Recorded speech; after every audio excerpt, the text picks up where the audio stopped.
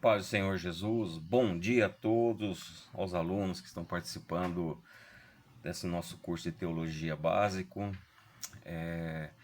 Eu havia colocado algumas semanas atrás um texto, para vocês poderem fazer a interpretação lá em Mateus, capítulo 17, do versículo 14 ao 21. Porém, todos que enviaram um áudio estão de parabéns. Todos enxergaram o que realmente é o objetivo daquela passagem e não deveria ser de outra forma, porque nós sabemos que é o Espírito Santo que nos revela a palavra de Deus. E eu posso dizer, todos, e praticamente todos falaram a mesma coisa de maneira diferente, mas trouxeram. Mas a verdade, a minha intenção era outra. A minha intenção é para ensinar algo para vocês que é muito importante, tá? Na palavra de Deus, são detalhes, são pequenos detalhes aos quais nós temos que aprender e para poder fazer a interpretação do texto. E aonde que está a chave que mais eu queria, que ninguém viu, tá? De todos os áudios, se alguém não enviou, né? Mas de todos os áudios, ninguém percebeu um pequeno detalhe que era o ponto crucial que eu queria passar para vocês. Prestem bem atenção, pegue sua Bíblia, abra aí em Mateus 17, versículo 21. Eu vou até colocar aqui na imagem, eu deixei ele em amarelo, deixa eu ver se eu consigo colocar bem para vocês, ó. Qual que é o detalhe importante desta informação que todas as Bíblias trazem? O versículo 21 está em conchetes. E não é colocado esse conchete à toa na palavra de Deus. Isso aqui tem um grande significado, onde nós temos que entender o porquê foi colocado esse colchete. Por quê? Nós sabemos que existiu o Evangelho de Mateus original e depois foram realizadas cópias. E dentro das cópias existentes hoje, que esparramada aí pelo mundo todo, tá? Existe esse versículo 21 em algumas não tem esse versículo 21. Então, normalmente você vai encontrar na Bíblia, tá, alguns textos com esse conchete, tá? Alguns foram acrescentados, aí a gente tem que estudar mais, aí tem que ser, né, uma coisa mais aprofundada. Você vai ver que alguns foram acrescentados para que explicasse o próprio texto. Foi colocado pelos tradutores, né, da época, tá? Essa condição. Mas esse caso em particular, tá, teve essa diferença. E aí, quando foi impressa a Bíblia, ficou na dúvida: coloca-se ou não coloca-se esse texto, esse versículo.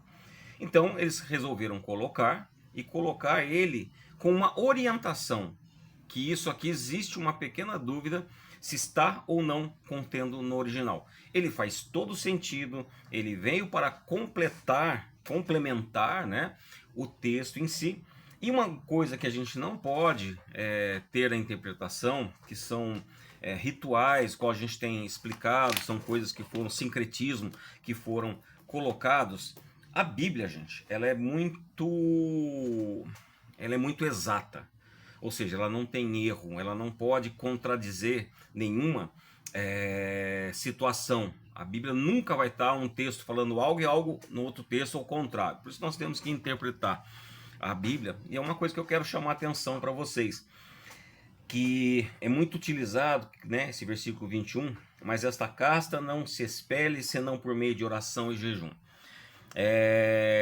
Não vou questionar o jejum, é óbvio que nós temos que jejuar, é óbvio que um crente tem que orar, né? Mas eu já vi pessoas que falam: para a gente expulsar demônio nós temos que nos consagrar, temos que fazer em oração e jejum, porque dependendo do tipo de casta que vai pegar de demônio, você não vai conseguir expelir. É isso que não tem lógica perante a palavra de Deus. Vou dar um caso, vamos falar uma prática para vocês entenderem. Tá? Lógico, um servo de Deus, ele tem que estar alinhado com o Senhor, ele tem que crer na palavra de Jesus Cristo, porque o que expulsa o demônio é a palavra, o nome de Jesus Cristo, tá? Então qualquer pessoa pode expelir um demônio em nome do Senhor Jesus Cristo. Lógico, toda essa passagem veio também da fé. Então, na prática, né, como eu estou querendo passar para vocês, por exemplo, eu estou na rua agora, ou na igreja, vai. A gente está na igreja e de repente entra uma pessoa endemoniada. E essa pessoa tem uma casta, como diz aqui, diferente. O que eu vou fazer? Eu vou passar vergonha, não vou conseguir expulsar o demônio. Eu vou falar para o demônio, olha, volta amanhã, que eu vou fazer jejum essa madrugada, e aí eu vou me preparar para enfrentar vocês. Então, não tem condições, porque nós não sabemos quando vai haver uma manifestação na nossa vida. Queria deixar claro para vocês, eu trabalho com libertação, sim. Já fiz muita libertação demoníaca, tá? Sei como trabalhar com isso. Eu só não exponho, né? Na nossa igreja lá, ninguém nunca viu alguém manifestado, porque a gente não deixa parecer e é feita a libertação em particular, tá? É uma coisa que nós temos de particular na nossa visão.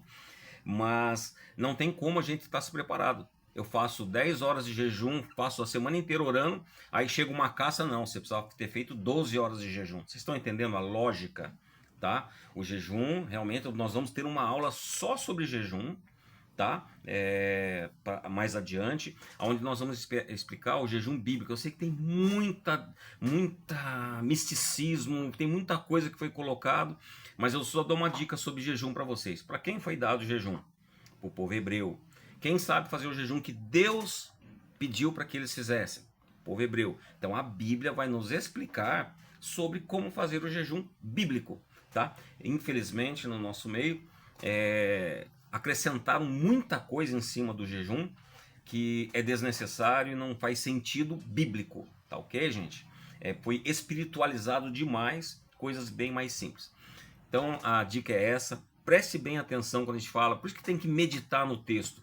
Quando você lê o texto, nossa, por que tem um asterisco? Por que tem um colchete? Por que foi colocado isso na Bíblia? A Bíblia tem muita indicação, explicação relacionado às orientações que ela tem, como tem no rodapé, né? De toda a maioria das Bíblias tem aqui, ó, o rodapé, colocando referências bíblicas até para que a palavra venha de encontro à confirmação daquela palavra, daquilo que nós estamos explicando desde o primeiro dia. A Bíblia explica a Bíblia. A Bíblia responde a própria Bíblia e está em plena concordância. Tá bom? Era algo tão simples, eu sei que muitos ficaram aí preocupados, podem até ficar decepcionados, né, por ser algo tão simples, mas são detalhes importantíssimos na hora de você pregar, na hora de você interpretar o texto, tá? Vou colocar mais textos aí durante o curso, tá? Pra gente fazer, tem mais coisas para ensinar. E espero que vocês estejam gostando, estejam aprendendo, tá bom? Que Deus abençoe a todos vocês, na paz, e até mais tarde, que nós temos aí a terceira aula do módulo 4 hoje. Deus abençoe a todos vocês.